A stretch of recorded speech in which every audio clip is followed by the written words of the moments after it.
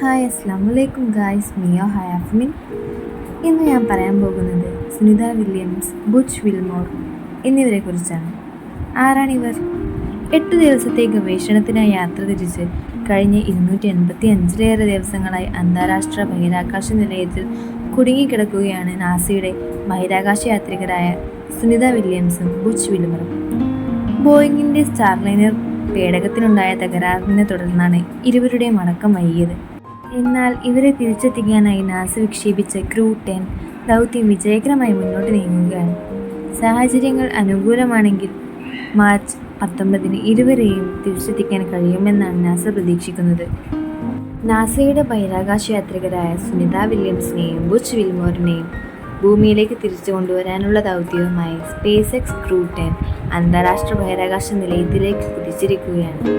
ഫ്ലോറിഡയിലെ Kennedy space സ്റ്റേഷനിൽ നിന്ന് 4 ദൗത്യ സംഘവുമായി space X dragon capsule falcon 9 റോക്കറ്റിൽ കുതിച്ചത്. പലതവണ ഇരുവരെയും മടക്കി കൊണ്ടുവരാൻ നാസ ശ്രമിച്ചുവെങ്കിലും ഹീലിയം ചോർച്ചയും മറ്റു തകരാറുകളിലുള്ള സ്റ്റാർലൈനിൻ്റെ അപകട സാധ്യത മുന്നിൽ കണ്ട് മടക്കയാത്ര നീട്ടിവെക്കുകയായിരുന്നു. ഇതിനുശേഷം ആളില്ലാതെ സ്റ്റാർലൈനർ ലാൻഡ് ചെയ്യുകയാണ് നാസ ചെയ്തത്. മാർച്ച് 19 സുനിത വില്യംസിനെയും ബുച്ച് വിൽമോറിനെയും ഭൂമിയിലെത്തിക്കാനാകുമെന്നാണ് നാസ അറിയിച്ചിരിക്കുന്നത്.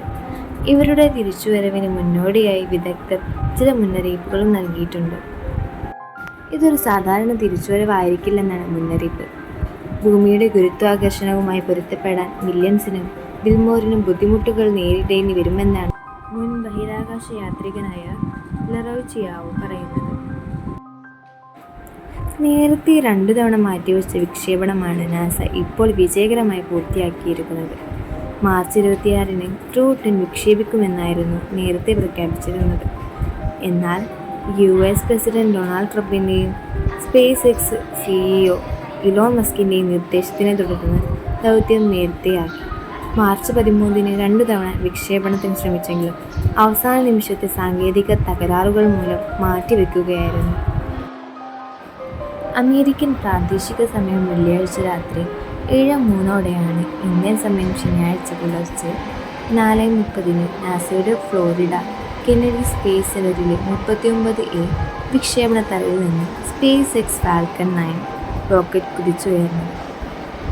ഇന്ത്യൻ സമയം ഞായറാഴ്ച രാവിലെ 9:30 ക്രൂ ഡ്രാഗൺ പേടകത്തിൻ്റെ ഡോക്കിംഗ് നടന്നു. ക്രൂ ഡ്രാഗണെ ബഹിരാകാശ നിലയവുമായി ഘടിപ്പിക്കുന്നതിനെയാണ് ഡോക്കിംഗ് എന്ന് പറയുന്നത്. സ്പേസ് എക്സ് ക്രൂ 10 ദൗത്യത്തിലെ ക്രൂ അംഗങ്ങൾ അന്താരാഷ്ട്ര ബഹിരാകാശ നിലയത്തിലെത്തി. നാസയുടെ ബഹിരാകാശ സഞ്ചാരികളായ ആൻ മക്ലെയിൻ, നിക്കോള യുൻസ്, ജപ്പാൻ്റെ ടക്കുയു ഒനിഷി, റഷ്യയുടെ കിരിൽ പെസ്കോവ് എന്നിവരാണ് ദൗത്യത്തിൻ്റെ ഭാഗമായി അന്താരാഷ്ട്ര ബഹിരാകാശ നിലയത്തിലെത്തിയത്. കഴിഞ്ഞ ജൂൺ മുതൽ ബഹിരാകാശ നിലയത്തിൽ കുടുങ്ങിക്കിടക്കുന്ന നാസ ബഹിരാകാശ യാത്രികരായ സുനിത വില്യംസിനെ ബുച്ച് വിൽമോറിനെ ഭൂമിയിലേക്ക് തിരിച്ചെത്തിക്കുകയാണ് ദൗത്യത്തിൻ്റെ ലക്ഷ്യം. ഇരുവരും ദൗത്യം പൂർത്തിയാക്കുന്നതോടെ $94,998നും $123,152 ഇടയിലായിരിക്കും ഇരുവർക്കും ലഭിക്കുന്ന പ്രതിഫലം. അതായത് 82 ലക്ഷം മുതൽ 1.6 കോടി വരെ ഇന്ത്യൻ രൂപ. ഗുരുതര ആരോഗ്യ പ്രശ്നങ്ങൾ ഉണ്ടാകും എന്ന മുന്നറിയിപ്പുമായി ബഹിരാകാശത്ത് നിന്ന് തിരിച്ചിറങ്ങുന്ന സുനിത വില്യംസിനും ബുച്ച് വിൽമോറിനും ചരിത്രം കുറിക്കുന്ന നല്ല നിമിഷങ്ങളുമായി വീണ്ടും കാണാം. See you guys in the next video. ഇഷ്ടമായെങ്കിൽ സബ്സ്ക്രൈബ് ചെയ്യൂ.